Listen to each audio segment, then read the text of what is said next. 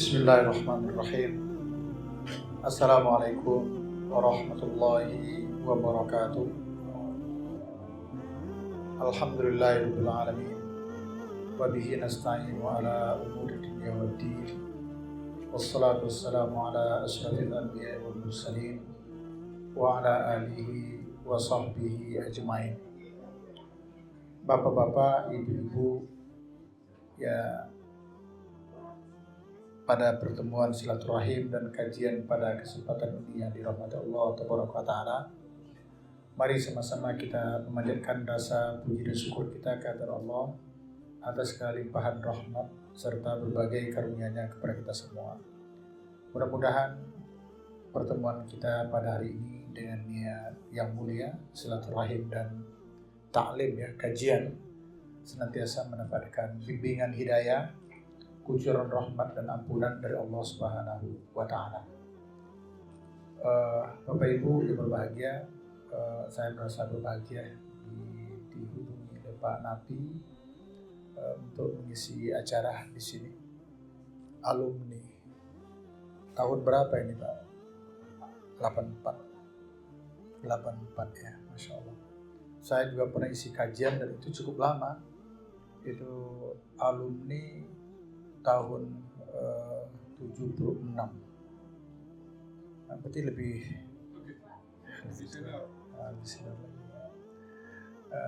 Masya Allah itu.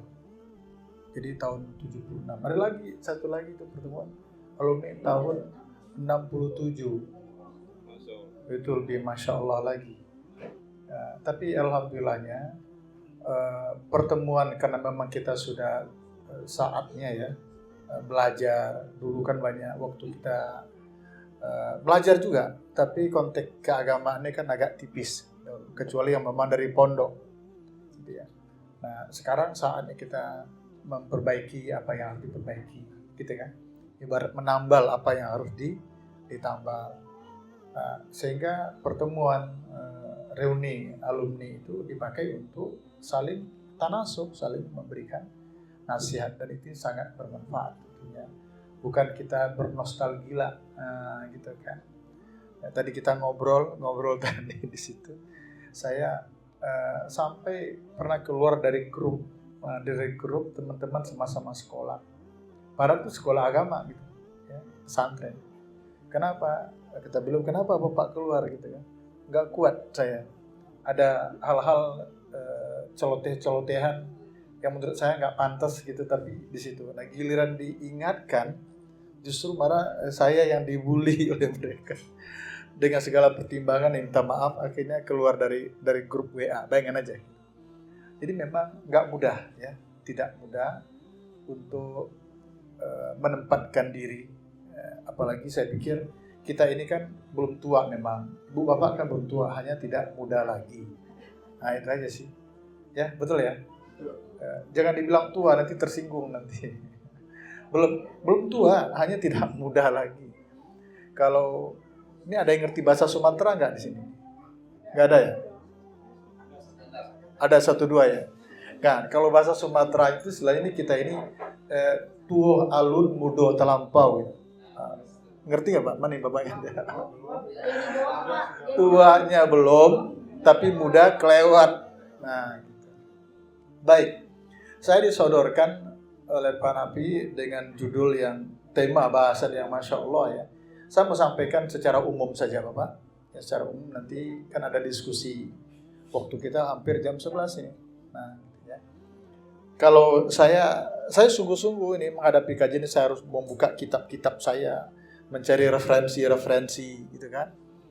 Pertama tentang persahabatan. Ya, apa sih definisi persahabatan? Kemudian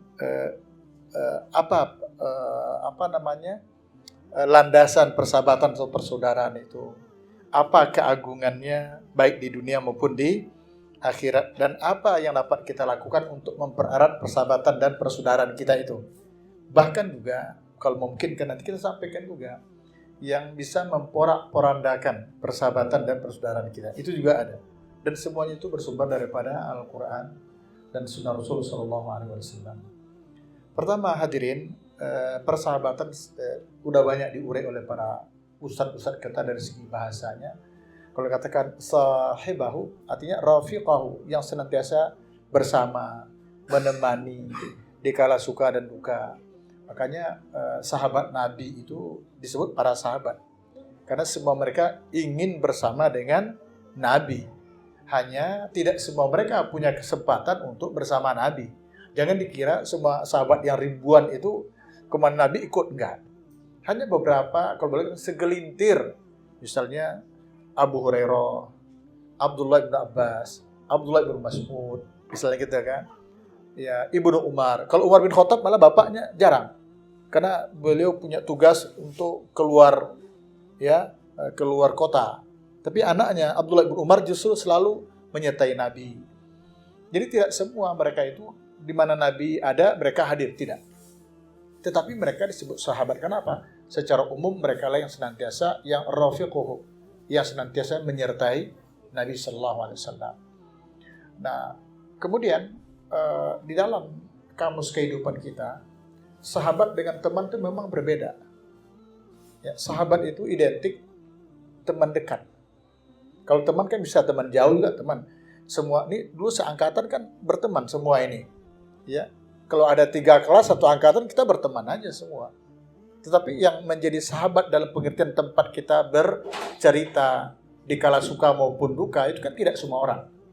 Saya yakin di antara yang banyak itu mungkin ada 1-2 yang kita anggap betul-betul 11-12 lah istilah orang anak-anak sekarang ini.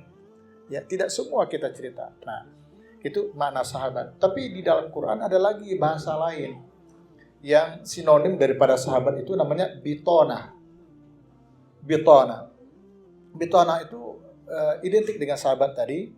Jadi kalau Pak Nabi ini misalnya adalah bitona saya, banyak persoalan saya yang beliau tahu yang Bapak Ibu nggak tahu. Atau sebaliknya. Jadi kalau di dalam syair itu dikatakan anta minni, ya, ana minka antabi. Saya adalah kamu, kamu adalah saya, dan kita bersama. Nah itu makna bitona. Karena itu antara A dan B yang bersahabat dengan bitona dekat ini, itu mereka sepertinya tidak ada yang tersembunyi antara satu sama lainnya sampai sebegitunya. Karena itu pula bitona itu tidak boleh orang di luar Islam. Nah, itu kuncinya. Di dalam Ali Imran 118 itu kan ya ayyuhalladzina amanu la tattakhidhu bitanatan min dunikum. Wahai orang-orang beriman, jangan kamu ambil bitona, teman dekat, teman kepercayaan kamu, tempat kamu bercerita tentang rahasia kamu min dunikum, selain dari sesama kamu. Nah, itu. Ya, dalam urusan umat misalnya. Jadi ada lagi yang identik, tapi bahasa bitona ini tidak terlalu akrab di pendengar kita sebagaimana bahasanya sahabat atau persaudaraan. Bitona. Nah, baik, itu yang pertama. Yang kedua, hadirin, yang kedua ingin saya sampaikan adalah dasar persaudaraan dan persahabatan itu yang paling umum kita pakai adalah surat Al-Hujurat ya, ayat 10 ya.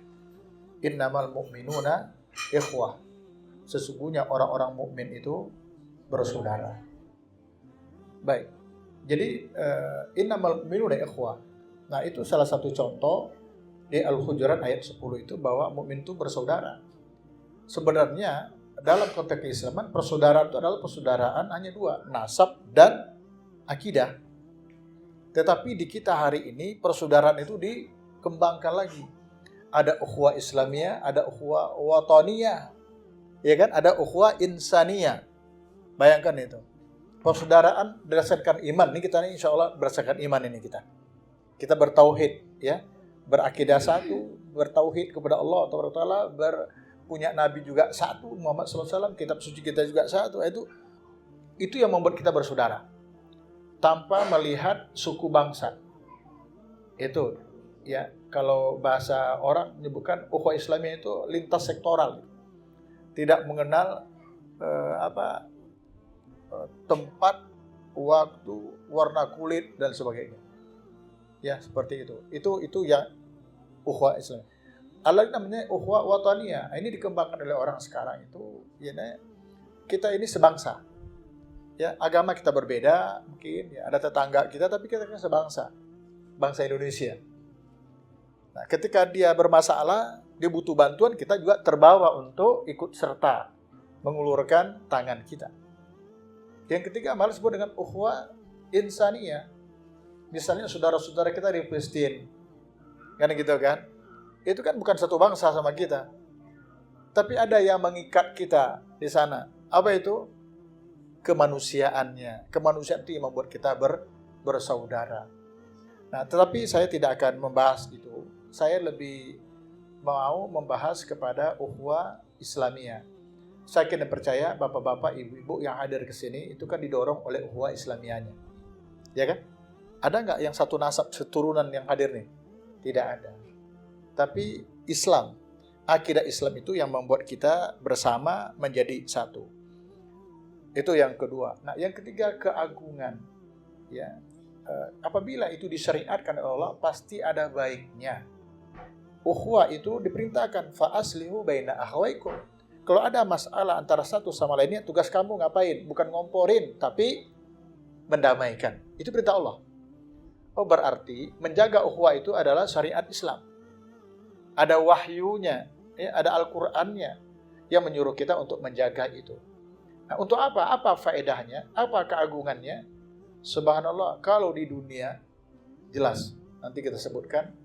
Kalau mau tengok Al-Qur'an silakan buka surat Al-Hasyr. Ya, ayat 9. Saya ingin bacakan sederhananya aja maknanya. Bahwa orang-orang yang telah berada di kota Madinah, yaitu disebut orang-orang Ansar. Ya, mereka sudah beriman beberapa tahun sebelum kehadiran Nabi ke Madinah untuk hijrah. Kalau hijrah, sahabat hijrah disebut namanya muhajirin. Nah, di Madinah ini disebut namanya kaum Ansar. Bapak Ibu, Madinah sebelum jadi Madinah nama itu Yathrib. Yathrib nama kotanya. Di situ hidup dua etnis besar. Satu Yahudi, satu non-Yahudi, itu Arab. Nah, etnis Yahudi ini terbagi kepada 3 kabilah, 3 puak, 3 suku. Ada Bani Qainuqa, Bani An-Nadir, dan Bani Quraizah. Itu Yahudi di Yathrib. Mereka lah yang menguasai dalam berbagai hal termasuk ekonomi. Kemudian yang non-Yahudi, Arab, itu ada 2 suku, Khazraj dan Aus. Mungkin Bapak pernah dengar. Inilah yang cikal bakal menjadi orang Ansar. Nah, Khazraj dan Aus ini adalah Arab, tapi Arab ini bukan Arab dari Mekah, tapi justru Arab dari Yaman. Mereka yang datang ke Yathrib. Ini Khazraj dan Aus yang Arab ini tuh perang saudara. Sudah ratusan tahun tidak diketahui lagi entah berapa korban jiwa dan korban materi dan sebagainya. Kenapa? Perang saudara itu nggak pernah henti-hentinya. Karena dipelihara. Siapa yang memeliharanya? Orang Yahudi. Saya sebutkan misalnya Khazraj yang suku Arab ini, yang Arab suku Khazraj, ya itu bermusuhan dengan Aus. Arab juga kan? Nah, Khazraj itu yang di atasnya itu adalah orang Yahudi, Bani Qainuqa dan Bani An-Nadir. Jadi ibarat senjata, mereka lah yang menyuplai. Semua kebutuhan Khazraj ini ditopang oleh Yahudi dari Bani Qainuqa, Bani Nadir. Sementara yang Aus, lawannya Khazraj ini kan perang saudara tadi ceritanya ini, itu ditopang ya oleh Bani Quraizah. Jadi Arab di bawah itu diadu sedemikian rupa, sementara mereka di atasnya biasa-biasa saja. Memang begitulah gaya Yahudi dari dulu sampai hari ini sama, nggak berubah. Ya, nah hadirin Bapak Ibu berbahagia. Nah, singkat cerita ini bahwa sebelum Rasulullah hijrah, 3 tahun sebelum Rasulullah hijrah di Mekah ke Madinah, itu sudah ada yang masuk Islam melalui musim haji di kala itu. Saya sampaikan sebentar aja, sederhana. Jadi mereka ini yang telah beriman, ya, walaupun Nabi belum hadir, sahabat yang lain juga belum datang berhijrah, yang disebut dengan muhajirin. Mereka tuh sangat merindukan kehadiran orang-orang yang di Makkah. Mereka tahu sedang disiksa, dibully habis-habisan, ya.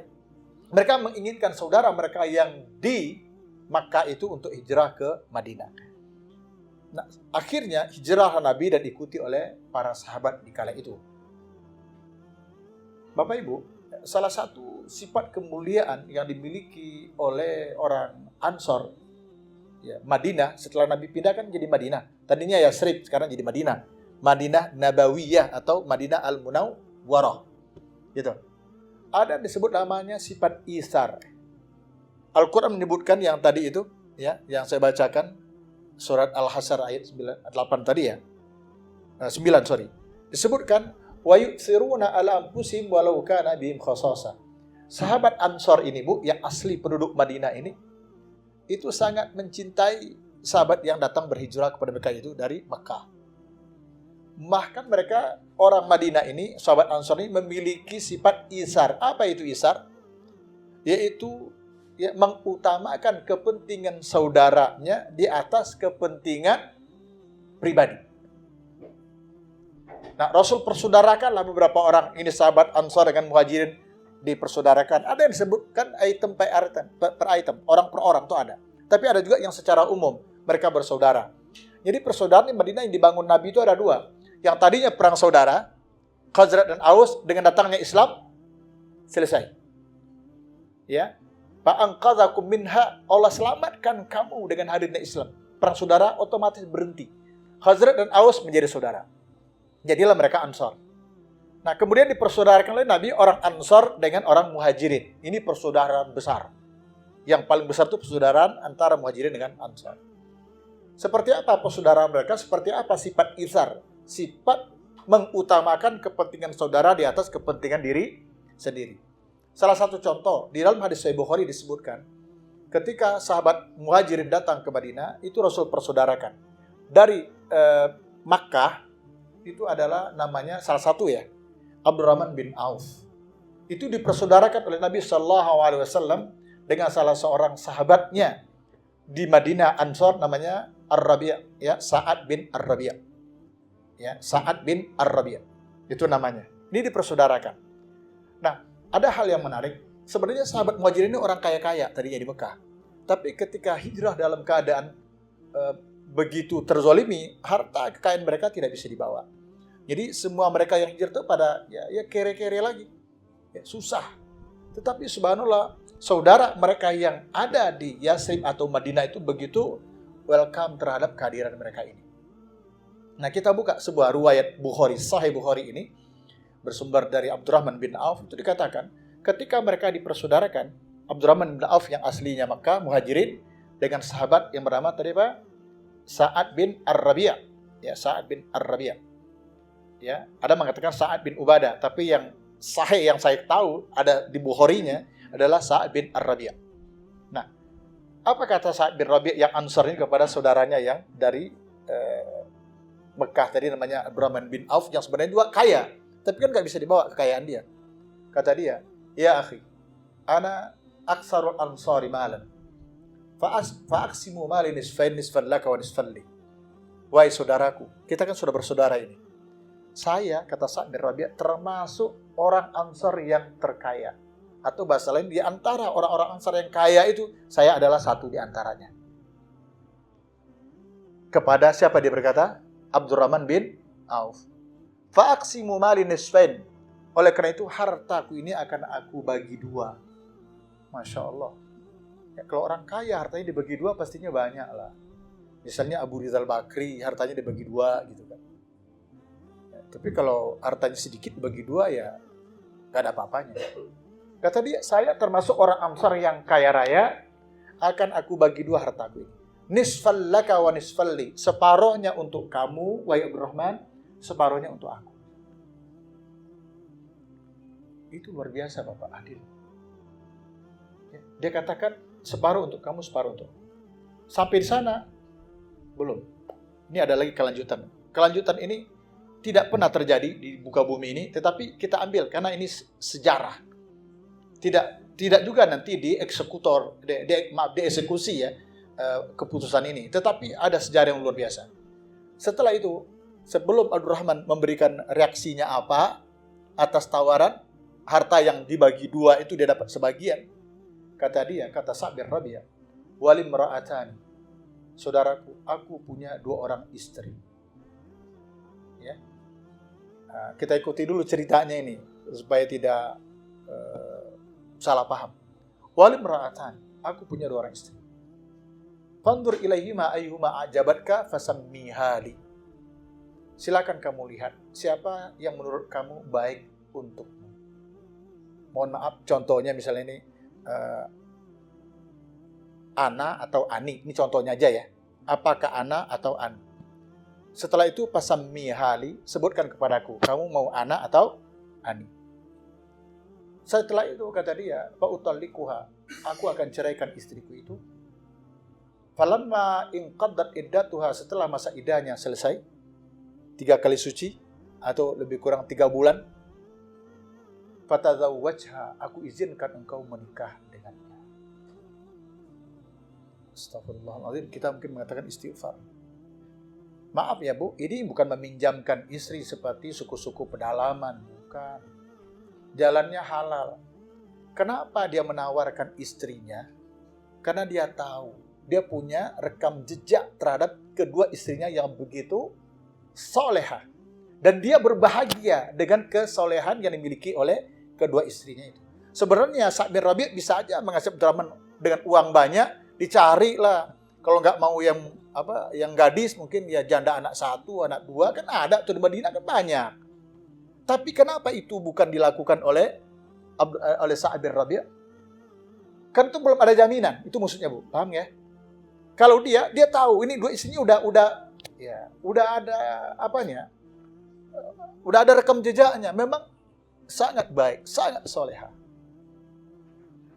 Bukan dipinjamkan, tapi kalau kamu mau, saya rela gitu ya. Kalau kamu mau si A dan si B, Ani dan Ana, nanti kasih tahu. Saya akan ceraikan. Nah, habis masa idahnya kan indah tuh. Habis masa idahnya, kamu izinkan engkau untuk menikahinya. Abdurrahman bin Auf bukan tipe orang yang mengambil kesempatan dalam kesempitan. Dia mengatakan apa? Barakallahu fi ahlika wa malika. Wahai saudaraku, bukan itu yang aku butuhkan. Semoga Allah memberkahi hartamu, kekayaanmu. Semoga Allah memberkahi keluargamu. Yang aku butuhkan adalah pasar. Tunjukkan aku, di Madinah ini mana pasar kalian. Biar aku bekerja di pasar. Bayangkan. Tidak berapa lama kemudian, Abdurrahman pun menikah dengan seorang wanita. Terlepas ya respon dari Abdurrahman bin Auf yang tidak menerima tawaran saudaranya, tapi yang kita buka di sini adalah pengorbanan, tawaran pengorbanan yang diberikan oleh Sa'ad bin Ar-Rabi' radhiyallahu anhu. Ini udah jaminan masuk surga loh Bu, orang ini. Jadi ini yang cerita ini bukan orang KW-KW ini. Kan gitu ya. Ini sahabat Nabi yang sudah dijamin masuk surga. Terlepas Abdurrahman tidak menerima ya tawaran yang ditawarkan, tetapi sikap dari Sa'ad bin Rabi', saya katakan, belum ada ceritanya di muka bumi ini kemurahan hati seseorang seperti, jangankan melebihi ya, seperti yang dimiliki oleh Sa'ad bin Ar-Rabi'. Itu persaudaraan. Subhanallah. Nah, oleh karena itu, ya itu di dunia. Itu baru di dunia. Di akhirat seperti apa? Oh, di akhirat lebih dahsyat lagi. Kita selalu mendengar namanya syafaat uzma, syafaat kubra. Yaitu syafaat yang kita dapatkan melalui Rasul sallallahu alaihi wasallam nanti di Yaumul Qiyamah. Bisa kita dapatkan melalui berselawat kepada beliau. Syafaat itu bisa juga nanti kita dapatkan melalui membaca doa setelah azan. Kan ada itu. Ati Muhammadan al-wasilah wal fadilah. Membaca doa setelah azan itu adalah satu cara di antara 3 cara untuk mendapatkan syafaat Nabi. Saya ulang, pertama berselawat mendapat syafaat Nabi. Yang kedua baca selawat, baca doa setelah azan. Yang ketiga membaca la ilaha illallah dengan ikhlas. 3 cara ini untuk mendapatkan syafaat Nabi. Tapi sesungguhnya nanti di Yaumul Qiyamah syafaat itu bukan hanya dari Nabi. Ya, mungkin Bapak Ibu selalu mendengar bagaimana syafaat anak yang soleh, seorang anak yang hafizah, kan bisa memberikan syafaat nanti kepada ibu bapaknya di Yaumul Qiyamah. Malah dengan memberikan mahkota. Ya. Nah, termasuk di situ adalah sahabat persaudaraan, persahabatan. Ada di situ juga ada syafaat. Ya. Di dalam hadis Sahih Muslim disebutkan demikian bunyinya, lebih kurang ya, karena hadisnya itu banyak redaksinya. Nanti setelah sidang sudah selesai, hisab sudah ditegakkan, penghuni surga sudah masuk ke dalam surga, penghuni neraka sudah diputuskan masuk ke dalam neraka. Sudah selesai semua. Bapak Ibu, nah ini mudah-mudahan kita berada dalam ini, apalagi bapak-bapak, ibu-ibu yang menjaga silaturahim ya, sudah berapa puluh tahun ini sampai hari ini masih terjaga. Jadi Wallahu alam, apakah nanti di surga itu ada running tag barangkali ya. Pastinya ada lah. Di dunia aja ada running tag gitu kan, apalagi di dalam surga. Jadi orang-orang yang sudah putuskan masuk surga, neraka. Nah, yang udah masuk surga ini kan menikmati segala kenikmatan dari surga. Tapi seperti ada semacam running tag tertulis di situ. Ada seseorang yang mereka kenal dulu, ternyata dia penghuni neraka. Disebutkan itu daftarnya, nomor 153 si Fulan. Hah? Fulan bin Fulan. Kita sadar, nah, itu kan saudara kita, teman kita dulu. Akhirnya setelah ketahuan itu, kan ketahuan ya Pak ya, ini penghuni surga ini yang kenal-kenal dengan mereka itu pun rame-rame berbondong-bondong menuju Allah Tabaraka wa Ta'ala dan menuntut, bahasa kitanya komplain. Ya, boleh. Nah, gitu ya. Apa kata mereka kalimatnya? Rabbana. Ini kalimatnya nih. Ya. Ya Tuhan kami. Ikhwanuna. Ada saudara-saudara kami ya Allah. Wa hum yusalluna ma'ana wa yasumuna ma'ana wa yuhajjuna ma'ana wa yaf'aluna al-khairana ma'ana. Ya Allah, itu kan ada saudara-saudara kami. Mereka dulu sholat bareng kami, puasa bareng, bahkan haji bareng. Sekolah dulu bareng. Ayo. Bolos juga bareng. Ya Allah, Engkau masukkan kami ke dalam surga, sementara dia Engkau masukkan ke dalam neraka. Apa yang terjadi ya Allah? Bayangkan Pak. Sedih. Orang teman begini ini, mereka menikmati yang sementara tercatat masuk neraka. Lalu apa Allah merespon? Ya udah, izhabu fanzuruhu. Pergilah, carilah mereka, cari. Fa'akhriju man araftumu. Pergilah ke neraka, kan masuk neraka ini teman kamu itu. Pergilah ke sana, cari, ketemu, keluarkan. Bayangkan. Ya, ini syafaat dari persaudaraan yang didasarkan kepada iman. Masya Allah Bapak Ibu. Ya. Udah masuk surga, udah santai seharusnya surga ini. Tapi masih ingat saudara, teman, seperjuangan. Allah izinkan kepada saudaranya ini untuk mengeluarkan dia dari neraka. Karena itu perlu dijaga ini baik-baik persaudaraan kita ini. Jangan dirusak.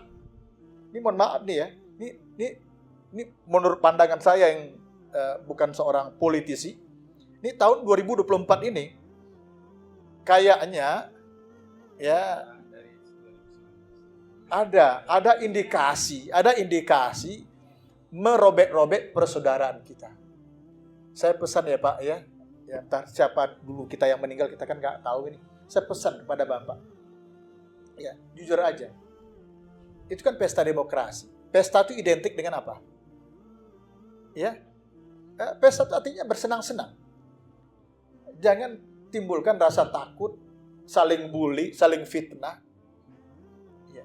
Siapapun presidennya, insya Allah perubahan nggak akan terlalu banyak-banyak banget lah. Kan gitu kan. Berharap yang baik, iya, sebuah keniscayaan bagi kita. Bagaimana presiden yang akan datang akan lebih berbuat banyak, utang sudah segunung, nggak begitu Pak. Ya. Siapapun nanti jadi presiden akan disodorkan itu Pak. Nih, tugas. Kan begitu itu. Nggak bisa, mau bisa dihapus tuh. Kan nggak bisa. Jangan sampai karena maaf ya, berbeda pilihan, persaudaraan hancuran. Ya Allah, ini konyol. Persaudaraan kita bukan hanya dibangun di dunia ini, untuk bantu kita besok di yaumil kiamat. Walaupun saya tidak senekat ustadz-ustadz yang lain. Karena ada ustadz saking tawaduknya begini. Nanti kalau bapak-bapak ibu masuk surga, ternyata saya tidak bapak ibu temukan, carikan saya di neraka. Keluarkan saya ya. Wallahi saya nggak berani ngomong begitu. Kenapa? Saya nggak mau jadi penghuni neraka. Terus terang aja. Walaupun saya mungkin berharap syafaat dari Bapak, tapi jangan sampai Bapak masuk ke neraka mencari saya. Nggak kuat saya masuk neraka itu. Kan ada, mungkin Bapak dengar ya, ada ustaz-ustaz mengatakan, mungkin saking tawaduknya. Ada itu. Di video banyak. Nanti ibu-ibu masuk surga, Bapak masuk surga. Ternyata nanti saya masuk neraka. Tolong keluarkan saya ya. Wallahi saya nggak berani mengatakan. Saya nggak kuat saya. Nggak kuat, siapa yang kuat dengan neraka? kita berbagi syafaat, ya. Insya Allah. Persaudaraan ini yang akan membentuk kita menjadi saling berbagi syafaat. Jaga ini ukhuwah ini dengan sebaik-baiknya. Nggak cukup di dunia. Di dunia kita udah banyak dapat manfaatnya. Di akhirat, di saat tidak ada lagi kesempatan untuk berbuat kebaikan, sudah tidak ada. Kecuali kebaikan dari saudara kita yang Allah karuniakan ke dalam hatinya untuk membantu saudaranya yang disiksa Allah di dalam neraka. Hadis ini sahih, kuat dikeluarkan oleh Imam Muslim. Begitu pentingnya, berharganya sebuah persaudaraan, dunia dan akhirat. Kemudian kita singkat lagi, hadirin jemaah berbahagia. Lalu apa pilar-pilar untuk membangun ukhuwah itu supaya berjalan dengan baik? Saya banyak mendapatkan dari berbagai referensi. Ada ya pertama ta'aruf, kita kan sudah ta'aruf ini, sudah kenal. Dari dulu udah kenal, sekarang pun udah kenal, pekerjaan udah kenal, berapa anak, berapa istri juga ya, udah tahu. Berapa istri, berapa anak aja ya? Berapa cucu, udah tahu kan sekarang kan? Itu kan sudah ta'aruf. Kemudian para ulama menyebutkan setelah kita saling kenal, timbulan namanya tafahum. Tafahum itu apa? Saling mengerti. Termasuk nih misalnya yang tidak hadir hari ini, tolong diberikan pengertian. Mungkin beliau-beliau lagi sibuk, ada pekerjaan tidak bisa ditinggalkan misalnya, ya kan? Atau mungkin ada yang kurang sehat, ya kita doakan. Itu kita memberikan pengertian, namanya tafahum. Setelah itu yang ketiga apa? Kata para ulama, ta'awun. Ta'awun itu saling tolong, saling topang. Ya, saling topang. Kita punya komunitas yang seperti ini juga. Jujur aja ya, kita katakanlah kehidupannya relatif baik. Tapi ketika satu dapat musibah ketika itu, katakanlah suami dari sahabat kita meninggal. Sementara sahabat kita tidak punya pekerjaan. Sementara anak-anak masih dalam pendidikan. Dia kan butuh duit. Ya, saya bersumpah kepada Allah di hadapan kita semua. Bisa bu, bisa tuh anak tetap sekolah, yang kuliah tetap kuliah. Siapa yang menopangnya? Nih, saudaranya ini nih. Ya, kita udah pensiun, misal pendapatan sedikit, iya sedikit kan sedikit. Kan orang yang bertakwa itu begitu. Alladzina yunfiquna fis sarai wad dharra. Ketika senang banyak memberi, ketika sedikit kan gitu kan. Tapi tetap berbagi. Yang putus SMA, ya ada lagi tamat SMA, ya cari kerjaan kan susah. Ternyata bisa bekerja dengan perusahaan temannya, saudaranya. Allahu Akbar. Itu enaknya. Itu ta'awun. Nah, yang keempat apa namanya? Takaful. Takaful itu udah saling mengcover. Ini mah luar biasa ini. Dan itu terjadi di zaman Rasulullah SAW yang dilakukan oleh para sahabat. Ya. Jadi misalnya begini nih. Ini misalnya aja ya. Jadi kita mungkin sulit untuk diwujudkan. Misalnya pendidikan agama, ya gitu kan. Pendidikan agama untuk anak-anak putra-putri bapak. Bapak-bapak nggak usah khawatir lah. Ada ustadz kok teman bapak misalnya yang akan mengcover pendidikan agama anak-anak putra-putri bapak. Tapi ustadz ini kan juga memiliki kekurangan. Bagaimana untuk dapurnya, paham nggak? Untuk biaya hidup dia. Tapi ustadz nggak usah khawatir karena di-cover oleh temannya saudara tadi. Bisa nggak bapak memahami ini? Secara agama, pendidikan agama, bapak ibu nggak usah khawatir. Ada teman kita yang akan menghandle-nya. Tapi teman kita ini kan habis waktunya untuk itu, dia kan juga butuh dapurnya gebul tuh. Gak usah khawatir juga, karena di-cover oleh saudara yang lain. Itu maknanya takaful. Nah, ini pernah terjadi. Ya, pernah terjadi salah seorang ustadz kita, dan Pak Nafi pastinya tahu, ketika dia mau menikahkan anak. Saya tahu, ya gaji ustadz ini seberapa lah gitu ya. Dia kerja pokoknya Pak Nafi tahu lah, itu aja kesimpulannya. Ketika mau menikahkan anaknya, dia tinggal nggak terlalu jauh juga dari sini. Ketika untuk menikahkan anaknya, itu jemaahnya turun tangan semua, sampai ini ustadz tidak mengeluarkan uang 1% pun selain tidak. Disulap itu lapangan tenis kayaknya disulap menjadi gedung, pasang tenda, dihias sedemikian rupa untuk menikahkan putrinya seorang hafizah. Ya, saya ingat betul itu. Dah, saya hadir. Saya tengok makanan Masya Allah, bukannya kelas-kelas saya ini. Cakep-cakep, hidangannya bagus. Kemudian ini Ustadz berbisik, wallah Ustadz, demi Allah, dia nangis itu. Gak ada satupun dari saya, ini semua dari jemaah di sini. Semua jemaah yang menghandle.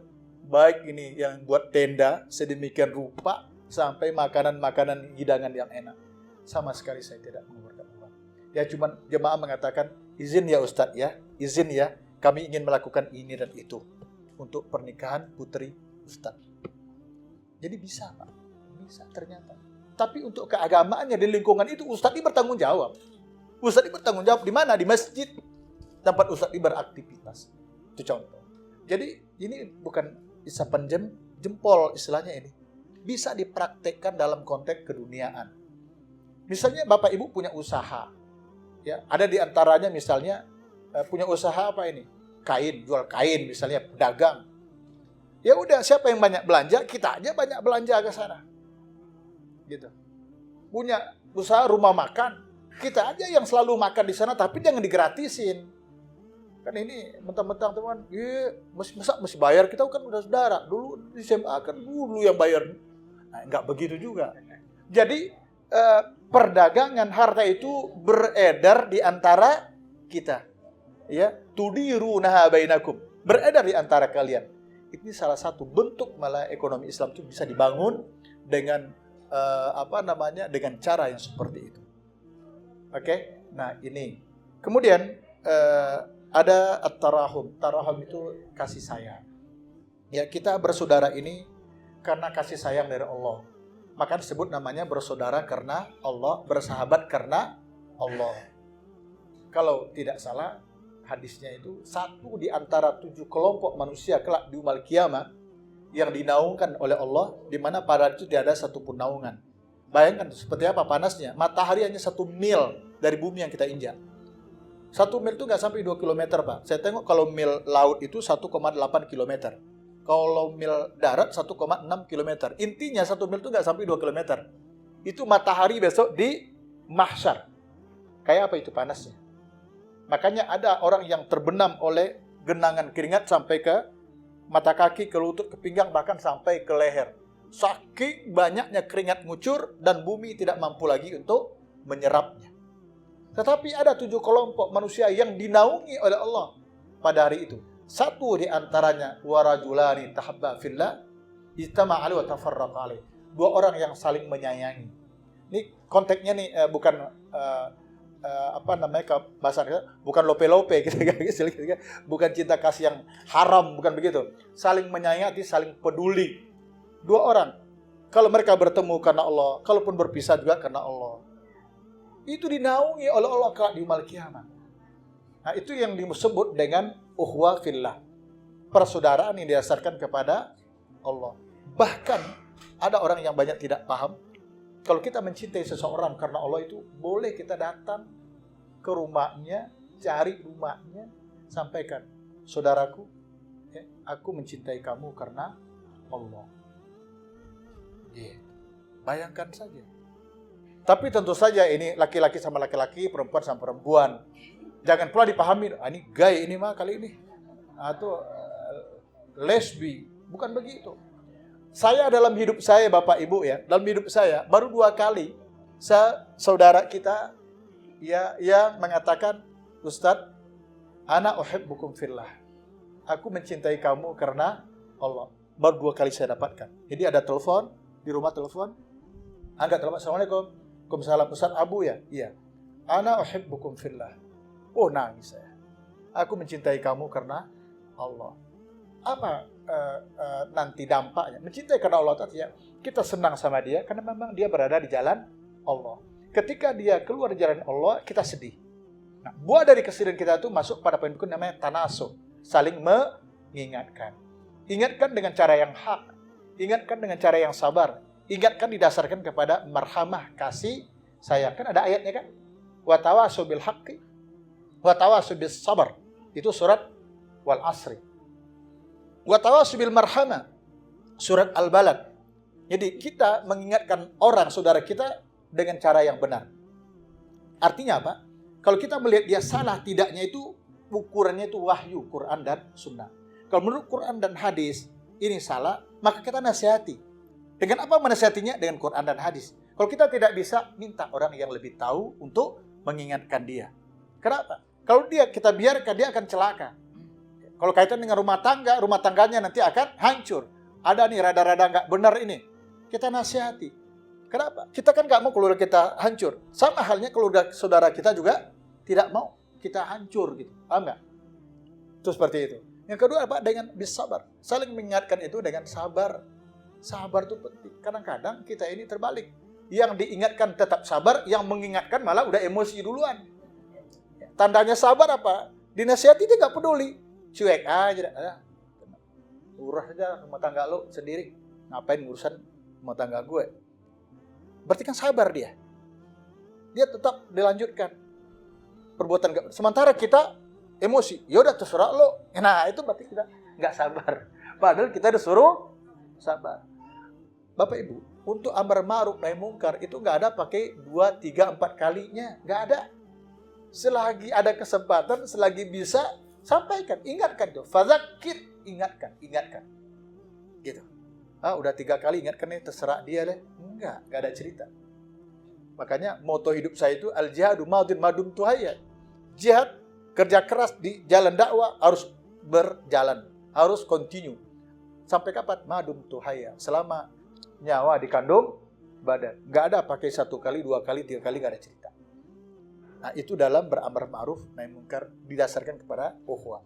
Yang ketiga apa tadi? Bil marhamah. Kita menasihati teman itu karena kita sayang sama dia. Kita memberikan nasihat, mengingatkan dia karena kita sayang. Seharusnya nanti ketika kita dinasihati oleh saudara kita, juga kita harus ngambil sikap karena dia sayang sama kita. Bukan karena dia benci. Bisa dipahami?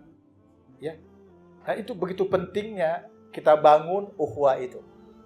Terakhir, ya, kita buka Al-Quranul Karim surat Al-Hujurat. Yang terakhir ini adalah beberapa hal yang bisa memporak-porandakan, menghancur luluh lantakkan persaudaraan. Yaitu surat Al-Hujurat, ya. Ya ayyuhalladzina amanu la yaskhar qaumun min qaumin asa yakunu khairan minhum. Ini ada 2 ayat ya. Saya potong aja satu-satu. Pertama, tidak boleh saling memperolok-olokkan. Antar sesama kita itu nggak boleh. Jangankan kepada orang yang sudah kita kenal, yang tidak kita kenal aja kita kan tidak boleh memperolok. Ya, sekarang apa istilahnya? Membuli orang. Itu nggak boleh. Apalagi kita saudara. Bapak-bapak udah puluhan tahun ini dijalin sama ibu-ibu nih, puluhan tahun bersaudara. Masa dirusak dengan cara berolok-olok? Makanya begini, kalau bercanda itu tengok waktunya, timingnya tepat atau tidak. Kalau kondisinya itu baik, canda kita itu direspon positif oleh teman kita.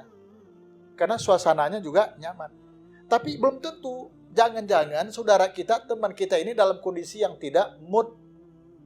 Ada masalah. Lalu kita candain, belum tentu dia merespon dengan baik.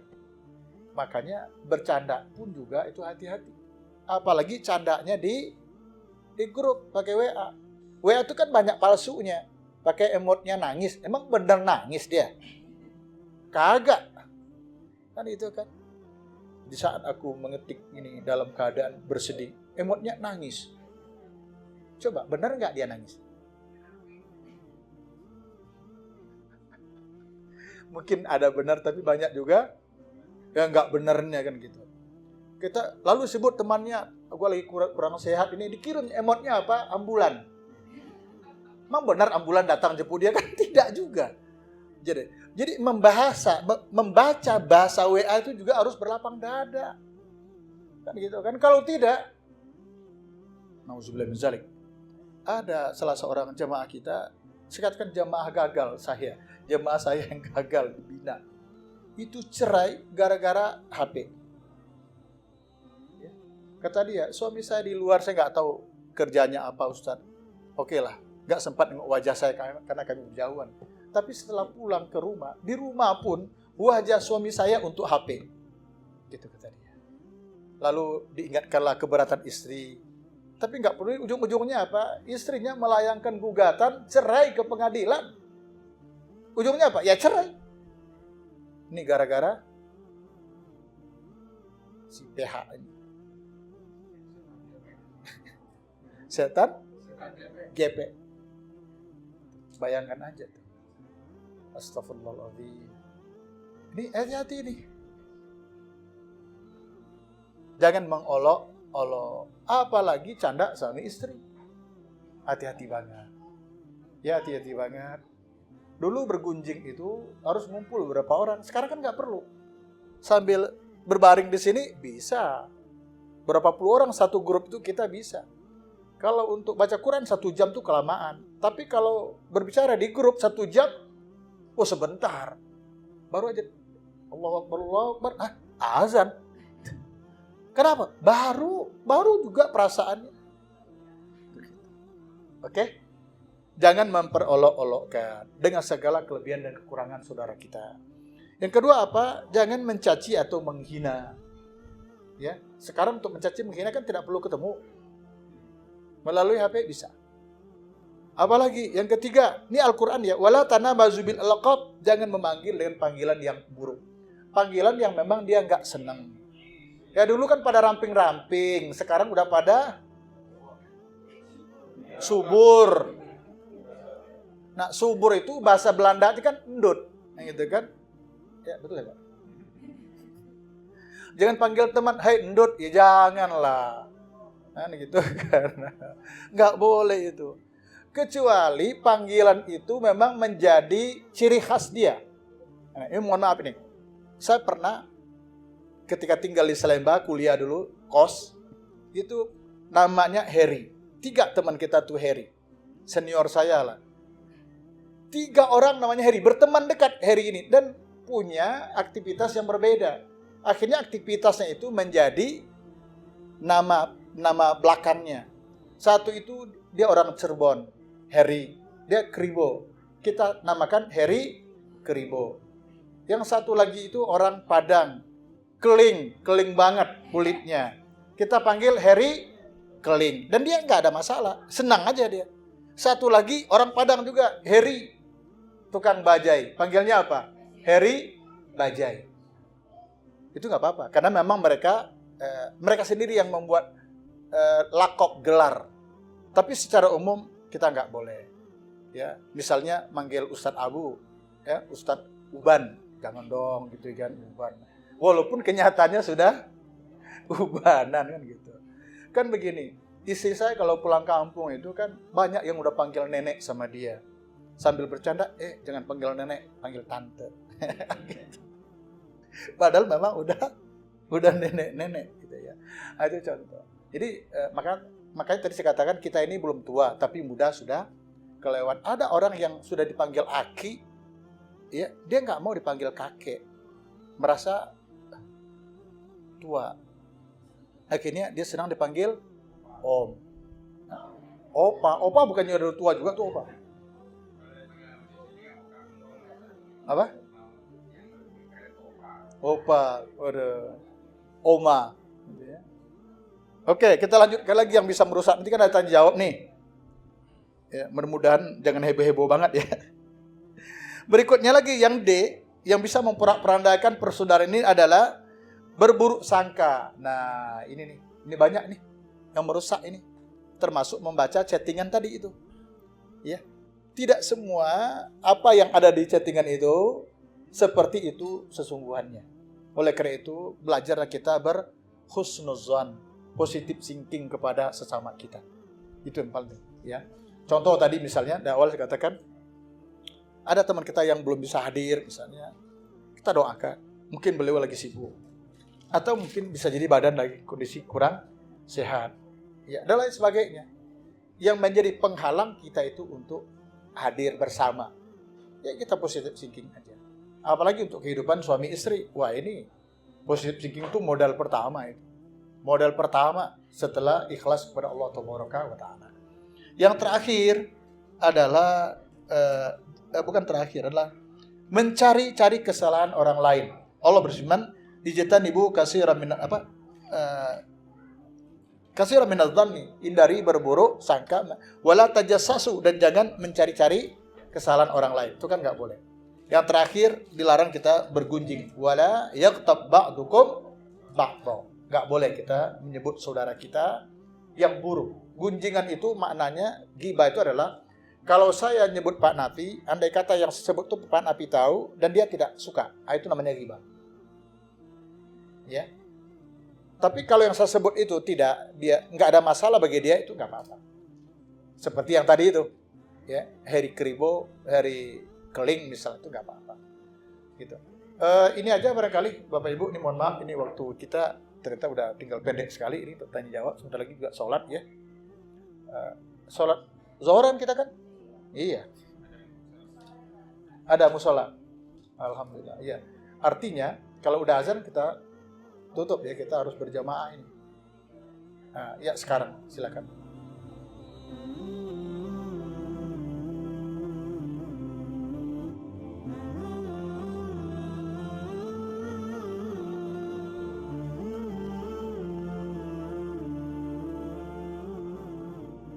Baik.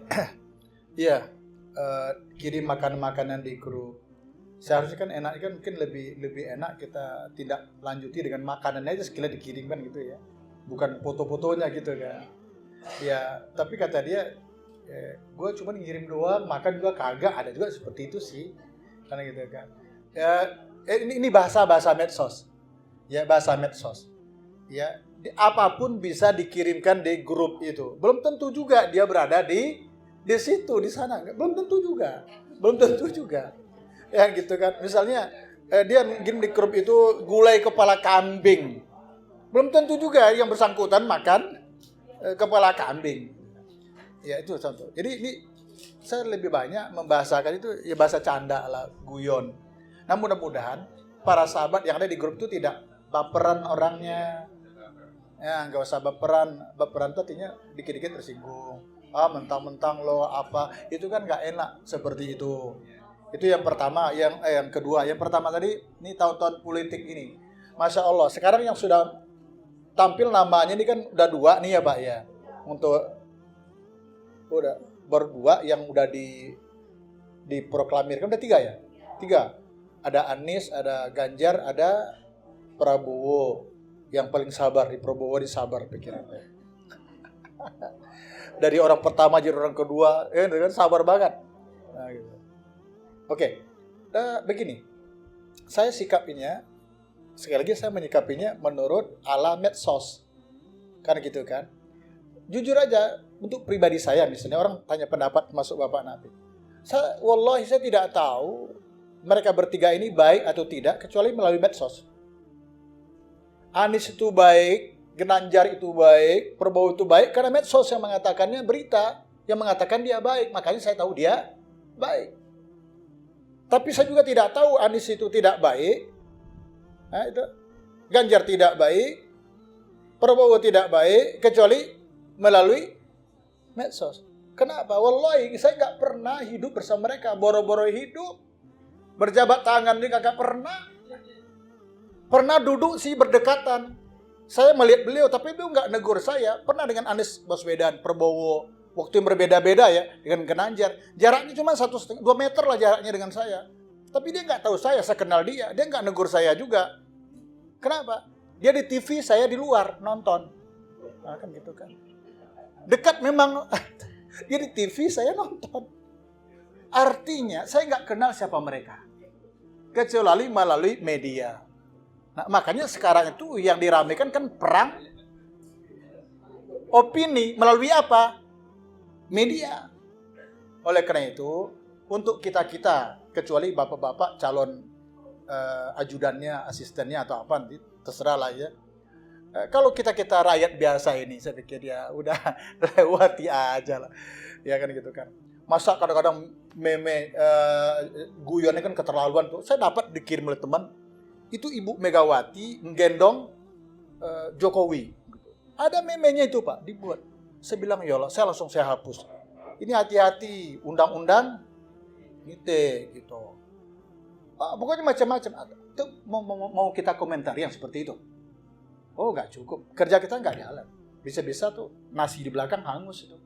Kalau Ibu, oleh karena itu jangan kita nyumbang jangan kita punya saham dosa dalam menghadapi hiruk pikuk ini. Sekali lagi, ya, jangan kita nyumbang. Dosa kita udah banyak.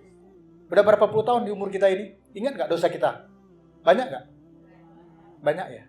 Ketika SMA dulu sholat gimana? Bolong-bolong nggak? Bolong tuh bolong. Gitu ya. Gitu. Oke, kita udah bertobat. Nih, jangan salah paham nih. Kita sholat bolong pasti berdosa. Oke? Sementara kita bertobat, semoga aja diterima oleh Allah. Iya nggak? Kalau kita bertobat, udah pasti nggak diterima tobat kita oleh Allah? Nggak ada satupun yang tahu. Artinya, yang pasti kita ini punya dosa. Sementara untuk tobat kita, semoga itu harapan. Semoga tobat kita diterima oleh Allah. Ibadah kita diterima oleh Allah. Dosa kita diampuni oleh Allah. Tapi ada jaminan? Nggak ada. Yang ada jaminan ampunan itu tuh saudara kita di sebelah-sebelah sana. Hari pekan, hari minggu, mereka gereja dapat surat pengampunan dari Bapak. Kita kan nggak ada kan? Nggak ada. Oleh karena itu, ya jangan ditambah lagi dosa kita. Dengan cara bergunjing melalui medsos tadi itu. Kalau kita siap menyebarkan, apalagi referensinya apa? Kopi dari tetangga. Ya tetangga mana ya? Karena itu ke kita tuh udah nyampe entah ke berapa puluh atau berapa ratus ke kita. Oleh karena itu, setiap yang kita lakukan, kita harus siapkan jawabannya nanti di hari kiamat. Wala taqfu ma laysa laka bihi ilmun. Jangan kamu mengerjakan, ngikutin sesuatu yang kamu tidak punya tahu. Kamu nggak tahu. Kenapa? Inna sam'a, pendengaran, wal basar, penglihatan, wal fu'ad, bahkan hati. Kullu ulaika kana anhu mas'ul. Semuanya akan dipertanggungjawabkan. Jadi terlalu berat. Walaupun nyeleneh gitu, kita nggak usah. Bukan berarti kita nggak boleh bercanda, ya. Boleh juga bercanda, tetapi jangan sampai canda kita tuh memperluas ghibah. Apalagi, maaf ya, sekali lagi ini, untuk kelas-kelas bawah itu kan yang panas di kelas bawah, Pak, kita ini. Kelas atas mereka biasa aja kan. Tuh, Pak Anies ketemu Pak Ganjar. Ketemu dengan Puan. Sebelumnya berangkat Puan sama AHY. Wah, Masya Allah baik-baik. Di bawahnya sudah gergetan deh. Gitu.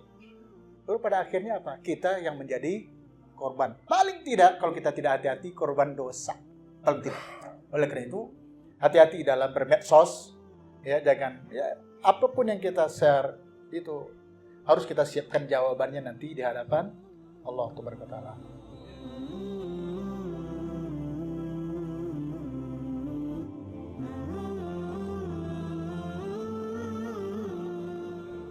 Ya, jadi begini. Ini kita buat, mohon maaf ya kalau ada namanya yang tidak itu yang saya maksud. Contohnya Ana Ani saja. Ana dan Ani. Kata seorang ini, kata si Ana kepada si Ani, ngapain lo tutup aurat, pakai jilbab, gede lagi, tapi mulut lo judes. Kan gitu kan. Ini si Ani ini di mata Ana, mulutnya judes. Tutup aurat sih iya, sedekah si rajin. Kan gitu kan, impak oke, care kepada saudara, tapi mulutnya keras gitu kan, judes, nyakitin orang. Kata si anak pada Ani, ngapain lo gitu ya, tutup aurat tapi lo gak bener. Mendingan gua, walaupun gua gak buka, gua buka aurat tapi gak pernah nyakitin orang. Nah, mana yang lebih bagus tuh? Si Ani rajin ibadah ya, tutup aurat, tapi kesalahan dia apa tadi? Judes. Sementara si Ana semuanya baik-baik aja, tapi dia tidak tutup aurat. Nah, mana nih yang lebih bagus ini? Yang bagus itu si Ani tutup aurat. Si Ani tidak judes dan si Ana tutup aurat, itu yang bagus. Jadi kita nggak boleh menafikan, ini ada apa nafi ini? Nggak boleh kita menafikan kebaikan orang. Di samping kita juga harus objektif dengan keburukan orang. Gitu aja. Jadi kalau si Ani ini, Ani itu nyaris sempurna. Hanya sayang saja mulutnya judes.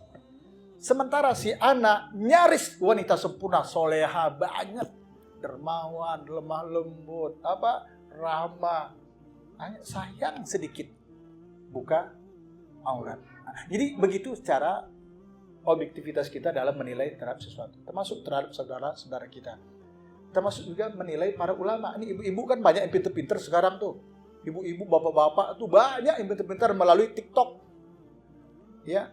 Ustadz-ustadz kondang pun itu dikomentari. Ya. Pada cara mengomentari juga nggak benar. Karena apa yang disampaikan oleh ustadz ini tidak sama dengan yang diinginkannya, akhirnya ya udah dikomentari. Nggak usahlah seperti itu. Ya. Ustadz-ustadz pun juga tidak sempurna. Ada pendapat yang bisa diterima, ada pendapatnya yang bisa ditolak. Satu-satunya makhluk manusia yang pendapatnya bisa diterima 100% dan semua pendapat orang yang berbeda dengan dia harus ditolak adalah baginda Rasul sallallahu alaihi wasallam. Semua perkataan beliau kita terima dan semua pendapat orang berbeda dengan beliau harus kita tolak. Itulah kecintaan kita kepada baginda Rasul. Syukran.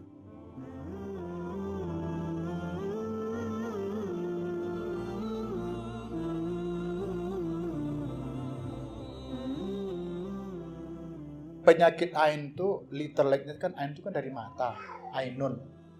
Jadi mata ini menyaksikan kelebihan kebaikan yang ada pada seseorang.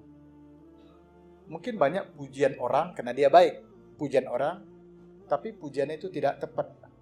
Akhirnya menjadi musibah bagi yang bersangkutan. Tuh seperti itu. Tuh ain. Ini dampaknya dari kejahatan. Makanya kalau kita memuji orang dia baik, ucapannya apa? Masya Allah wa tabarakallah. Itulah kehendak Allah dan semoga Allah memberkahi. Artinya kebaikan yang ada pada saudara kita ini dan kita senang dengan kebaikan dia, mudah-mudahan tidak berakhir dengan fatal, dengan musibah. Makanya kita minta Masya Allah wa barakallah. Ada juga wa tabarakallah. Itu seperti itu. Jadi macam-macam bu penyakit ain. Misalnya nih dia pintar, dia cantik. Misalnya kalau teman dulu nih seperti itu, dia berprestasi, tapi karena memang terlalu banyak yang nyanjung dia dan dia tidak sadar, kan itu bisa-bisa jadi petaka bagi dia. Belum tentu kecantikan dia itu membuat dia bahagia. Itu contohnya. Dia menjadi masalah lah inti. Jadi seperti itu. Nah, sebagian ulama itu yang begini-begini itu bisa diatasi dengan cara diruqyah. Ya, diruqyah. Ya, cara mengobatinya itu diruqyah. Ruqyah itu dijampi Islami ya, maksudnya seperti itu. Ya, itu intinya penyakit ain itu karena terlalu banyak orang yang menggandrunginya seperti itu.